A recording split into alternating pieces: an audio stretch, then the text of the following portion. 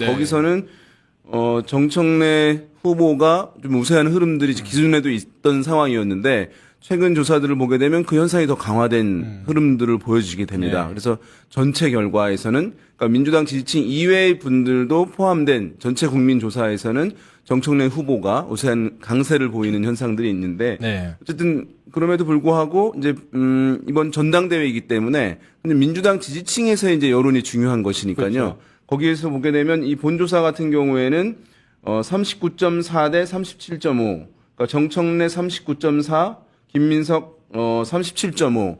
격차가 좁혀지긴 합니다. 팽팽한 상황인데 네. 원래 이제 민주당 지지층에서만 봤을 때는 그 이전까지의 많은 조사들 보게 되면 김민석 후보가 또 월등하게 우세한 흐름들을 네. 보여준 결과들이 많이 나왔었거든요. 네. 근데 이제 이 오늘 보도된 뉴스토마토의 조사 결과에서는 격차가 이제 거의 없는 그런 네. 상황이어서 이것이 일시적인 현상인지 또는 트렌드 현상으로서 네. 이후에 나오는 조사까지 영향을 줄 것인지 여부는 좀 더 살펴보긴 해야 되겠습니다만 네. 이번 조사에서는 이전과 약간 다른 양상들 좀 보여주고 있어서 말씀하신 대로 정청래 후보 측의 경쟁력도 일정 부분 확인되는 그런 흐름들이 지금 보여주고 있습니다. 어제 발표된 이제 KSOI 조사에서도 전체 응답자 대상으로는 정청래 전 대표가 좀 다소 앞섰지만 이제 민주당 지층에서도 상당히 조금 김민석 전 총리를 그러니까 정청래 전 대표가 조금 따라잡은 분위기였거든요. 최근에 그래서 정청래 대표가 상당히 조금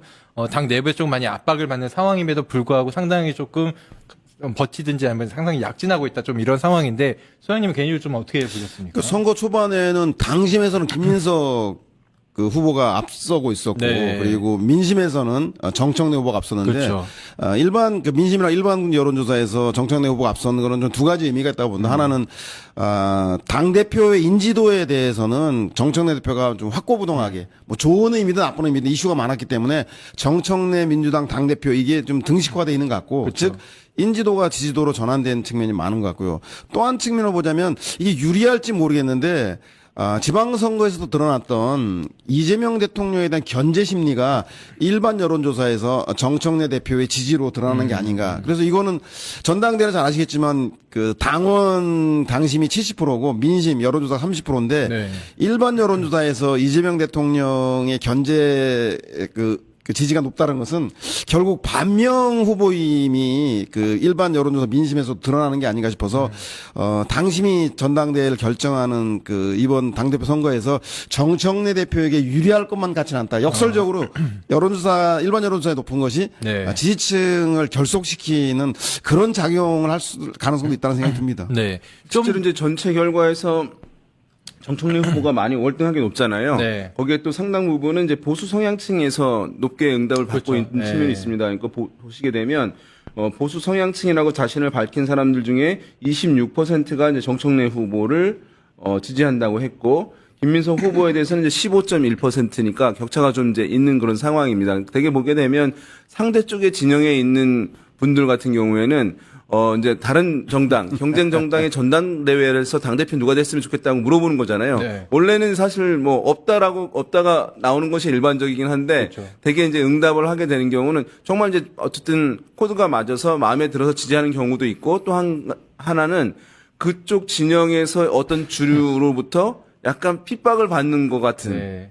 그런 인물에 대해서 상대적으로 이제 선호를 보일 수 있거든요. 과거에 보이게 되면 보수 진영에서 뭐 차기 대선 주자라든가 당대표 뭐 이런 선호도 같은 게 보면 안철수, 유승민 등에 대한 진보 성향층에서 지지가 높았던 부분도 있잖아요. 네. 그럼 그쪽 주류에서 약간 견제를 심하게 받는 인물에 대한 선호도가 있는 것이니까 그런 현상도 일정 부분 좀 반영이 되어 있는 것 같습니다. 네. 사실 그래서 송영길 전 대표가 그 정청래 전 대표를 향해서 국민의힘에서 지지하는 후보 아니냐 이런 식의 좀 발언도 하기도 했습니다.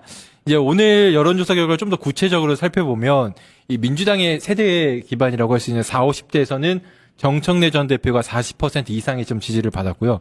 서울에서도 정청래 전 대표가 40% 이상의 지지를 받으면서 우위를 보였습니다. 반대로 호남에서는 김 전 총리가 유일하게 40%대 지지를 받아 앞서고 있었는데요. 이 결과는 조금 어떻게 좀 보십니까?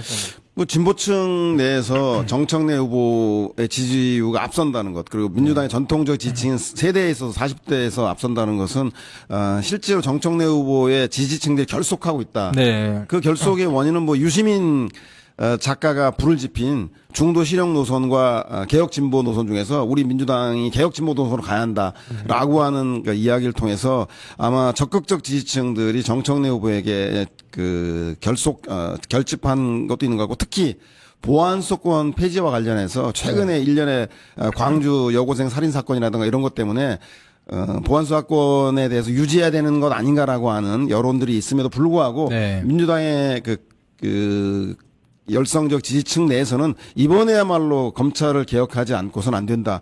보안수사 요구만 해도 충분하다. 검찰에게 수사를 일체 맡겨서는 안 되고 검찰 수사관들도 중수청이라든가 이런 데 다 보내야 한다라고 하는 그런 민주당 내 일반적 여론이 매우 강해서 제가 볼 때는 개혁 진보 성향의 이미지가 뚜렷한 정청래 후보가 좀 다소 앞서는 것 같다는 생각이 들고, 한 가지 좀 광주 전남의 경우에는 그 민주당의 정통적 지지층이 결집돼 있는 곳인데 많은 당원들이 있는 곳인데 거기서는 김민석 후보의 지지가 좀 일정하게 앞서고 있다. 그렇죠. 예. 이 부분에 대해서 이것이 광주 전남만의 민심인지 아니면 전체적으로 이번 전당대회에서 그 사실상 그 대표의 결정력을 갖는 권리당원 전체의 일반적인 여론인지에 대해서 깊이 있게 좀 분석해 볼 필요가 있지 않나 생각이 듭니다. 네. 소장님이 말씀하신 것처럼 과거 이제 저희 조사뿐 아니라 다른 조사에서 뭐 오마이뉴스라든지 한겨조사에서는 호남만을 관련해서 2,000명을 조사한다든지 이 조사에서도 역시 김민석 전 총리가 좀 더 앞서는 걸로 나타났거든요.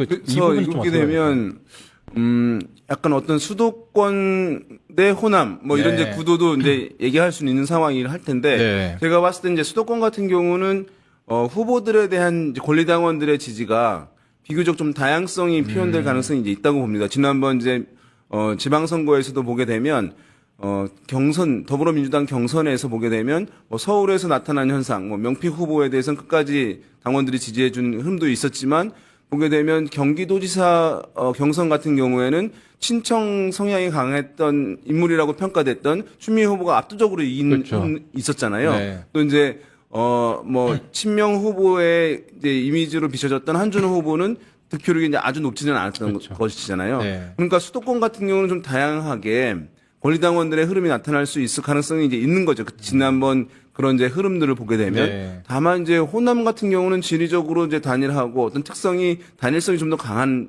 측면이 있다고 볼 수 있을 것 같고, 최근에 3대 메가 프로젝트 관련해서 호남의 수혜가 상당히 컸기 때문에 어떤 정권 또는 정부, 대통령에 대해서 어쨌든 더 가깝게 느껴지거나 지원하려고 하는 기류가 더 강할 수 있거든요. 그렇죠. 예. 그런 흐름이 이제 사실은 하나로 이어진다고 하면 친명적 성격이 강한 후보에게 모아질 가능성이 있는 것인데, 최근에 이 데이터들을 보게 되면 호남 같은 경우에는 이제 정청래 후보도 상당히 이제 선전을 보이긴 하지만 김민석 후보가 상당한 이제 우위를 보이고 있는 흐름이 그러한 이제 설명과 무관치 않다고 볼 수가 있거든요. 네. 그래서 이것이 이제 지속될 것이냐, 뭐 이것은 상당히 이제 결정적 변수가 될 것으로 이제 보이고, 진보 성향층에서 이제 결과가 이렇게 나오는 것은 이게 이렇습니다. 정당 지지층이 있고요. 요거보다 더 넓은 게 이념 성향층이에요. 그렇죠. 그럼 요 이념 성향층에는 더불어민주당 지지층 이외에 진보적 정당의 지지층들도 포함된 거예요. 네. 이른바 이제 조국 혁신당의 지지층들도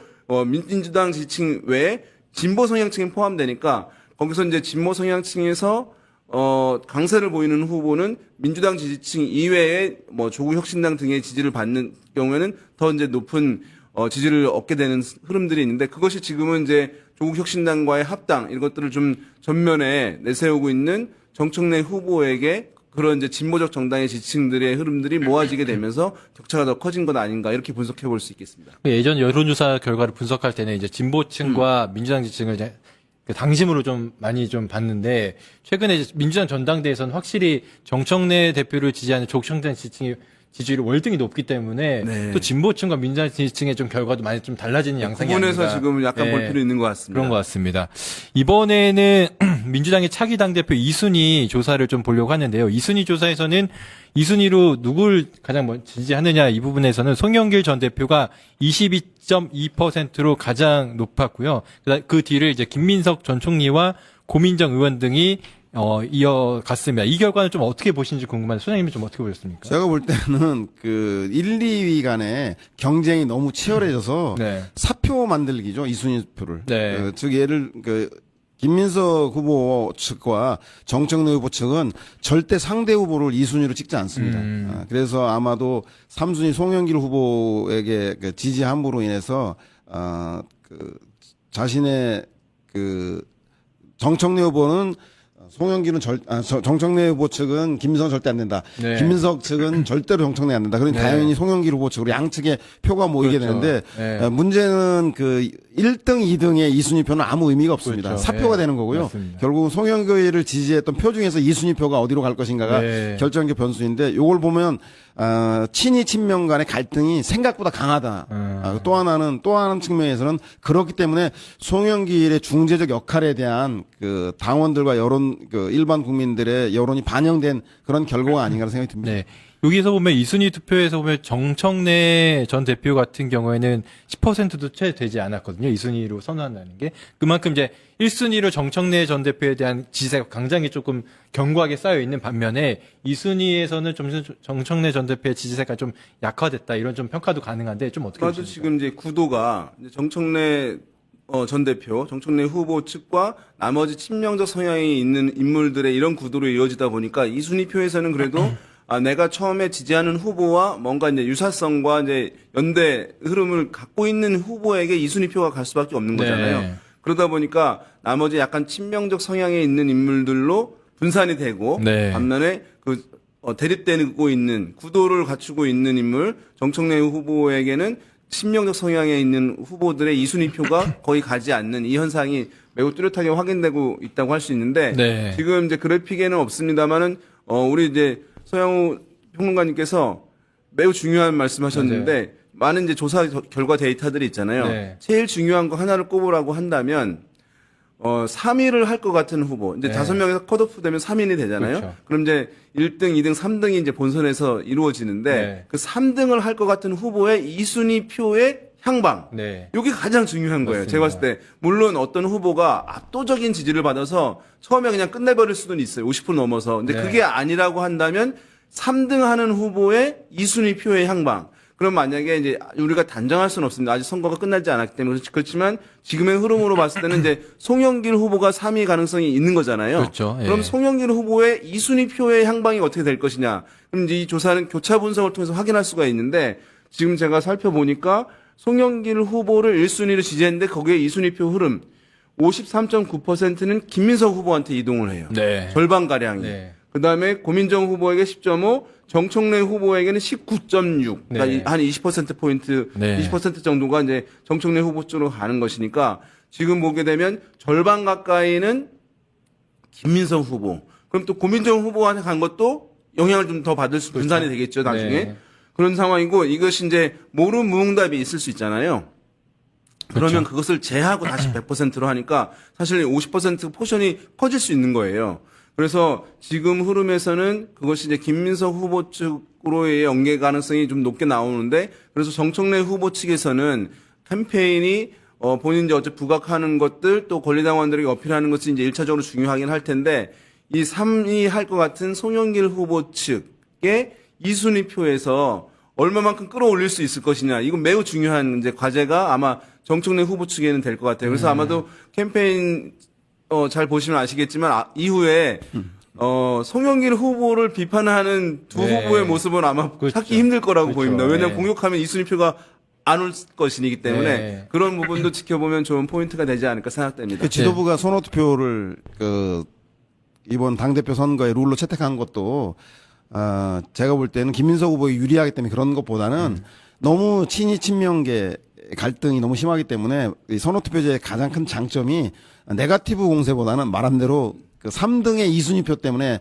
포지티브한 연대 전술을 할 수밖에 없거든요. 그래서 그렇죠. 전당대 성격이 네거티브에서 대한 상대에 대한 그 공격보다는 포지티브한 정책 대한 연대 이런 것을 하기 때문에 당내 갈등이 좀 완화되는 그런 측면도 있을 것 같고 그런 의미에서 제가 볼 때는 송영길 후보의 성향이 지금까지는 그 정청래 대표에 대한 비판적인 공세가 아주 강했기 때문에 송영길 후보를 지지하는 2순위 표도 제가 볼 때는 반정청래 연대 성격이 강해서 아마 그 수혜는 김민석 후보에게로 많이 가지 않을까 그렇게 좀 현재까지는 예측해 볼 수 있을 것 같습니다. 네. 아까 대표님께서는 송영길 전 대표의 그 이순희 지지층이 김민석 전 총리 쪽으로 53.2% 정도가 가는 53.9. 네, 53.9% 갖는다고 했는데 김민석 전 총리의 이순희 표는 69.4%가 송영길 전 대표 쪽. 그러니까 그 스크럼이 지금은 이제 상당히 견고하게 연대식이 짜여진 거고 한 가지 더 말씀을 드리면 이 민주당 지지층과 무당층만을 대상으로 했을 때는 더 지지가 견고한 걸로 좀 나오거든요. 그러니까 송영길 전 대표의 이순희 지지층이 71.9%가 김민석 전 총리를 지지했고 또 김민석 전 총리 지지층의 71.3%가 이순희로 송영길 전 대표를 지지했기 때문에 그만큼 김민석 전 총리와 송영길 전 대표의 연대의식이 굉장히 좀 지층 간에도 상당히 좀 뚜렷하게 돼 있다. 연대의식이. 이게 좀 평가할 수 있을 것 같습니다.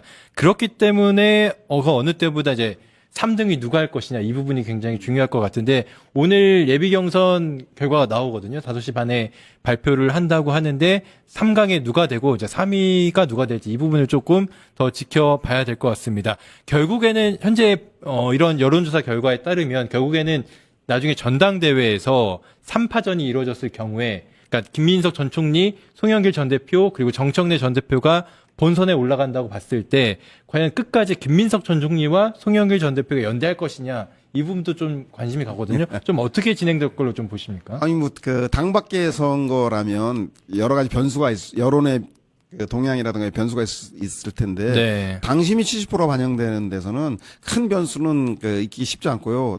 선호 투표의 그 특징상 아까 말씀드린 대로 1등, 2등의 이순위 표는 아무 의미가 없습니다. 사표가 되는 거고 3등을 한 후보의 이순위 표가 어디로 향배를 할 것인가 가장 중요한데 아마도 전체적으로 당원들의 그 광주 전남이라든가 권리당원들 내에서는 정권 1년 2개월밖에 안 된 앞으로 3년 10개월이나 남은 이재명 대통령과 당정 호흡이 잘 맞는 국정 운영을 안정적으로 뒷받침할 수 있는 사람이 돼야 한다라는 그래서 송영길 후보, 김민석 후보 연대가 더 강화될 것 같고요. 네. 오히려 대통령이 지금도 실용으로 행정부 가고 있기 때문에 당은 개혁 진보성을 강화하는 구심력을 갖춰야 한다라고 하는 유시민, 정청래 이런 개혁 진보의 흐름들보다는 송영길, 정청래가 얘기하고 있는 안정적인 대통령의 국정운영을 뒷받침하기 위한 중도 실용 노선 호흡을 맞춰야 한다. 그 노선이 아직도 그 송영길, 그 김민석을 합친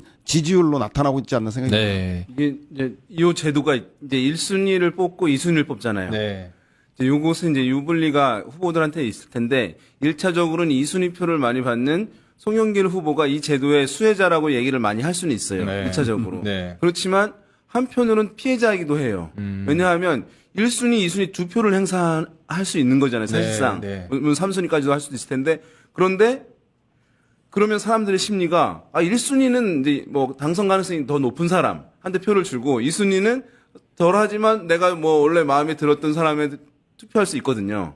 그렇게 되면 송영길 후보는 본인이 이제 그래도 이제 경쟁력으로 봤을 때는 김민석 후보가 더 높으니까 그걸로 이제 1순위 표가 더 많이 가면서 1순위 표에서는 덜 얻게 되는 효과가 발생할 수가 있는 거예요. 네. 그러니까 2순위 표에서는 수혜를 상당히 받을 수 있지만 그런 이제 요 제도의 메커니즘 측면이 이제 있어서 송영길 후보는 수혜를 받는 2순위에서 받는 것처럼 보이기도 하지만 1순위에서 더 많이 올라가지 못하는 당선 가능성 있는 후보한테 1순위 표는 줘야 되겠다는 하는 심리가 있을 수 있거든요. 네. 유권자한테. 네. 뭐 그런 이제 두 가지 양가적인 효과가 송영길 후보한테 미치고 있지 않나 생각도 듭니다. 초반에 제가 말씀드린 그 송영길 후보의 그 2순위 표는 사실상 그 정청래, 김민석 후보들이 2순위로 찍은 송영길 표는 사표 가능성이 높지만 네. 또 어떤 의미에서는 지나친 친이 친명의 갈등들을 중재해달라, 중재의 필요성, 갈등이 심각하다라고 하는 것을 보이지 않는 메시지로서 송영길 지지로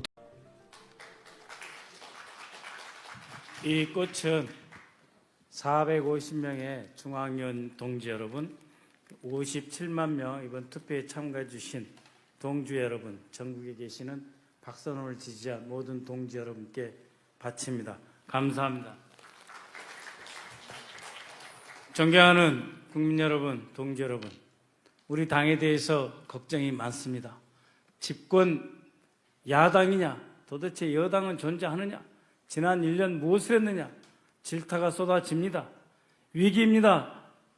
도대체 이 나라 제대로 책임질 준비가 되어 있느냐? 그래서 새롭고 강력하고 유능한 지도부가 필요합니다. 대통령께서 내일 또 해외 순방을 나가십니다. 24일부터 8월 3일까지 10박 11일 미국, 중남미, 독일을 거쳐서 돌아오는 매우 힘들고 긴 여정이십니다. 앞으로 10일 동안 우리 당이 대통령이 안 계신 그 공간에서 정말로 이 나라를 책임지고 있다라고 하는 모습을 보여드립시다. 이제 정책 경쟁을 하고 하나가 되고 국민들에게 희망을 보여주는 그러한 본경선의 시작을 알렸으면 좋겠습니다. 대통령께서 4년을 8년처럼 일하고 싶다. 정말 호소하고 계십니다. 나하고 호흡을 맞춰달라. 속도를 같이 해달라. 전 세계 인류를 먹여 살 수 있는 세계 최첨단 산업기지로 대한민국 우뚝 세워서 민주화도 정부화도 또 다른 2차 산업화, 첨단화 우리 민주당이 잘할 수 있다. 내 임기 동안 함께하자 호소하는 대통령님과 함께 확실하게 유능하고 강력하고 단단한 지도부를 함께 만듭시다. 동지 여러분, 이재명 4년 놓치면 암흑입니다. 우리 당만 어려운 게 아닙니다. 국민의 비참해질 수 있습니다. 함께 힘을 합칩시다. 능력을 보입시다. 특히 대통령께서 순방하는 이 10일 동안 정말 단합되고 훌륭하게 정책 경쟁하는 모습을 다 함께 보여서 동지들과 국민의 신뢰를 다시 모아내는 그런 중요한 10일, 그래서 앞으로 4년 꽉 채워서 제대로 일하는 민주당의 모습을 지금부터 보여줍시다. 감사합니다. 감사합니다. 다음으로 이성윤 최고위원 후보 말씀 부탁드립니다. 단상으로 올라와 주시기 바랍니다. 각 후보자들께서는 2분 이내로 짧게 말씀 당부드립니다. 이성윤입니다. 먼저 저를 본선에 보내주신 중앙위원급 권리당원과 그리고 투표를 해주신 권리당원 여러분, 정말 무거운 책임감을 느낍니다. 우리 몸의 세포가 100조이라고 그럽니다. 100조개라고 그럽니다. 매일 3천억 개 이상의 세포를 갈아치워야, 바꿔야 이 우리 몸이 살아갈 수 있다고 그럽니다. 우리 민주당도 마찬가지입니다. 엄중, 신중 모드로는 안 됩니다. 날마다 개혁하고 또 개혁해야 됩니다. 민주당은 개혁할 때 민주당스러웠고 총선에서, 대선에서 반드시 승리하려면 반드시 개혁을 해야 됩니다. 저는 1월 10일 최고위원 보궐선거에서 검찰개혁 그리고 1표 당원 주권 정당을 모토로 당원 여러분께서 저를 최고위원으로 보내주셨습니다. 그런데 제가 7월에 다시 봐보니 검찰개혁이 흔들리고 또 당원 1표제가 흔들리고 있습니다. 저는 반드시 검찰개혁을 지금 늦어도 너무 늦었습니다. 가능한 한 빠른 시일 내에 검찰개혁을 완수할 수 있도록 하고 지금 흔들리는 당원 주권 정당 1표제 반드시 사수해서 이 당의 주인이 당원임을 반드시 입증하겠습니다. 1월 달부터 6월까지 7월까지 한 번 해봤으니 누구보다도 최고위원을 더 잘할 수 있습니다. 어제 제가 검찰개혁, 사법개혁 그리고 언론개혁, 개혁의 씨앗을 뿌렸으니 이번에는 확실하게 더 잘할 수 있습니다. 그렇게 해서 이재명 정부의 마지막 성공의 마침표 2030년 정권 개최를 반드시 이뤄내도록 하겠습니다. 함께해 주십시오. 감사합니다. 잘 들었습니다. 다음에는 김용 최고위원 후보의 인사 말씀 듣겠습니다. 단상 위로 올라와 주십시오. 큰 박수 부탁드립니다. 연호는 자제 부탁드립니다. 다시 한번 인사드리겠습니다. 감사합니다.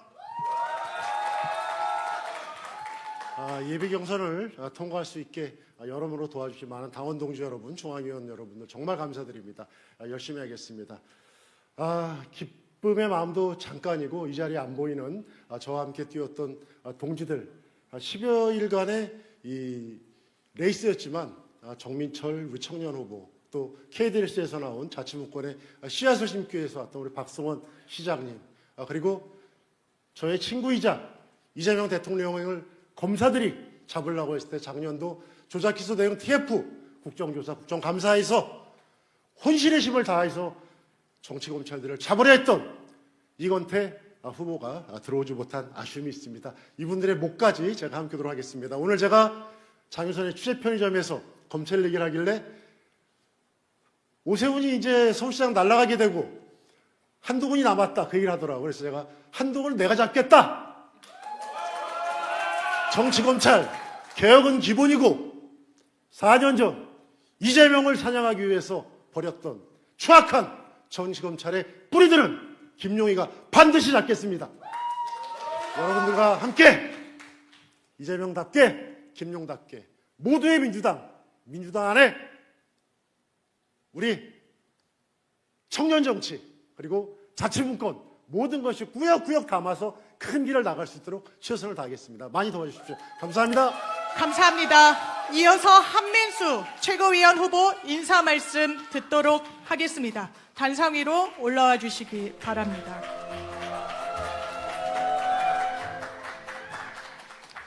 다시 인사드리겠습니다. 사랑스러운 더불어민주당 최고위원 후보 한민수입니다. 무엇보다도 우리 사랑스러운 민주당을 지탱해주고 계시는 150만 명의 우리 권리당원님들께 감사드립니다. 그리고 439명의 우리 중앙위원님들 감사드립니다. 제가 적어도 한 3번 이상 전화드린 분들이 대부분일 겁니다. 호소했습니다. 전 이번에 통합과 개혁, 승리의 최고위원이 되겠다고 호소했습니다. 그 짧은 시간에도 호소드리고 그랬습니다. 우리 민주개혁 진영이 단결하지 못하면 어떤 결과를 가져왔는지 여기 계신 분 모두가 알고 있습니다. 우리가 언제 한번 선거를 넉넉하게 이긴 적이 있습니까? 박근혜가 탄핵됐는데도 넉넉했습니까? 현직 대통령이 군대를 보내서 국회와 선관위를 침탈했는데도 우리가 50%를 넘겼습니까? 그 훌륭한 후보를 내고도 간절하게 이겼습니다. 그런데 우리가 분열돼야 되겠습니까? 똘똘 뭉쳐주십시오. 개혁은 자전거 페달과 같습니다. 멈추면 쓰러집니다. 개혁이 민생이고 민생이 곧 개혁 아니겠습니까? 적어도 저는 마지막 기간 동안 최선을 다해 뛰되 우리 동료 같이 뛰시는 분들에 대해서 네거티브 안 하겠습니다. 그렇다면 다른 분들도 지켜주십시오. 공격을 할 때는 비판을 할 때는 근거를 내주십시오. 정말로 누가 자기 정치를 했는지 근거를 내주십시오. 단 하나라도 근거를 내시고 비판하시기 바랍니다. 저 한민수는 개혁을 위해서, 통합을 위해서, 승리를 위해서 끝까지 뛰겠습니다. 고맙습니다. 고맙습니다. 계속해서 서미화 최고위원 후보의 말씀을 듣도록 하겠습니다. 단상 위로 올라와 주시면 감사하겠습니다.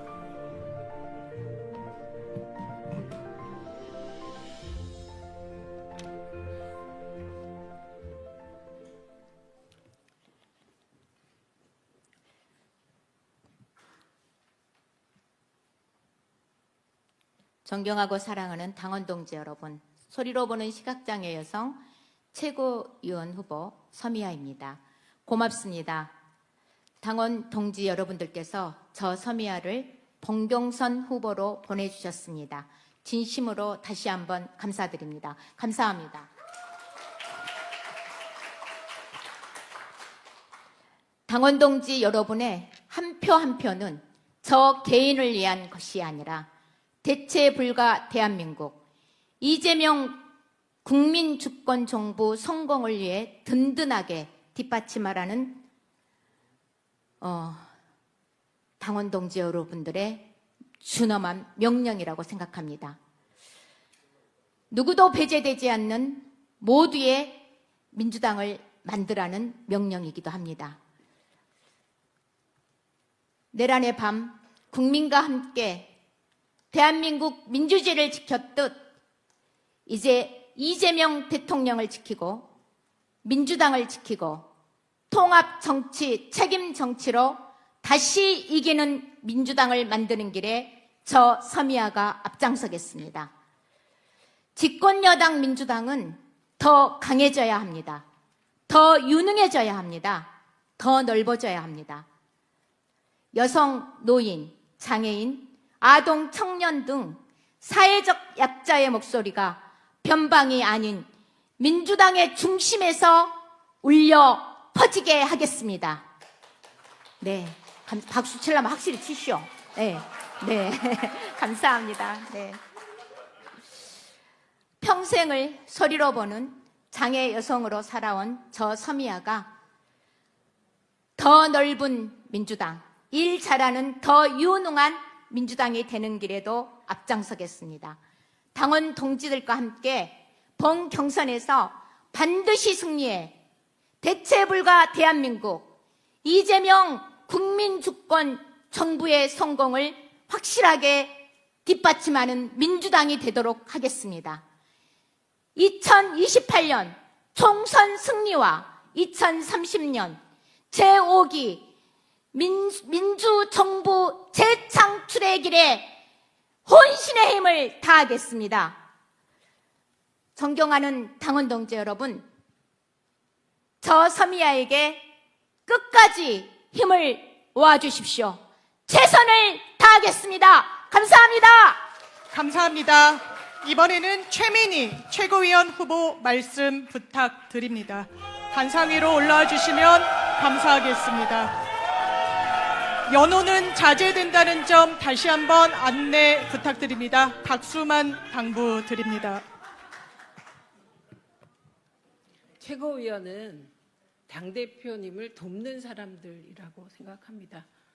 누가 당선되든 저는 당대표님을 굳건하게 지키고 그리고 촘촘하게 일이 잘 되도록 돕겠습니다. 그리고 무엇보다 먼저 같이 뛰었는데 탈락하신 동지들께 말씀드립니다. 지금이 끝이 아닙니다. 2년 후에 최고위원 선거 또 있습니다. 그때 나오시면 됩니다. 실망하지 마십시오. 그리고 제가 국회에 들어온 건 딱 한 단어 때문입니다. 언론개혁. 그래서 과방위에서 방송개혁 1차적으로 끝냈습니다. 이제 저에게 남은 건 남아있는 언론개혁입니다. 이거 하겠습니다. 왜 해야 되냐? DJ가 평생 빨갱이 그거에 시달렸습니다. 언론이 만들었습니다. 우리 사랑하는 노무현 대통령 검언 유착 그렇게 아쉽게 떠나보내야 했습니다. 문재인 대통령님 눈만 뜨면 문모닝부터 종편까지 합세해서 시달렸습니다. 그걸 뚫고 당원 동지 여러분이 대통령 만들어주셨습니다. 이재명 대통령 어땠습니까? 대장동 때 어땠습니까? 눈만 뜨면 이재명 악마화였습니다. 이게 우리 언론의 현실입니다. 지금 달라졌나요? 하나도 안 달라졌습니다. 제가 조선일보 바이러스라고 불리는 그 바이러스가 민주당 내부까지 침투해서 이긴 지방선거를 자꾸 패했다고 하고 패배주의를 만연하게 합니다. 이거 조선일보 바이러스 감염, 이거부터 제가 퇴치할 겁니다. 아쉽지만 아쉬워도 당원 동지 여러분, 이긴 건 이긴 겁니다. 이긴 걸 자꾸 졌다고 하면 패배주의가 만연하게 됩니다. 이거부터, 이 패배주의부터 극복하겠습니다. 그래서 앞으로 남아있는 저희 대표 경선, 최고위원 경선에서는 조선일보 바이러스가 퍼지지 않도록 미리미리 단속하고 허위 조작 정보로 경선 흔들지 않고 이런 경선이 되도록 당원 동지 여러분, 저희를 도와주십시오. 제가 열심히 앞장서서 정직한 정치, 이해찬 대표의 절실, 성실, 진실한 대표 경선 되도록 앞장서 보겠습니다. 고맙습니다. 고맙습니다. 김용호 최고위원 후보께서는 개인 사정으로 이석하셨습니다. 그럼 마지막으로 임미애 최고위원 후보 말씀 듣도록 하겠습니다. 박수 부탁드립니다.